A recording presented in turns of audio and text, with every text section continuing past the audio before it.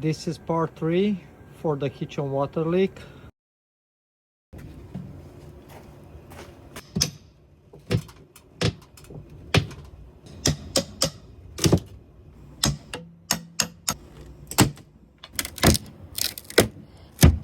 I'm underneath the kitchen and you can see that piece of plywood I've removed.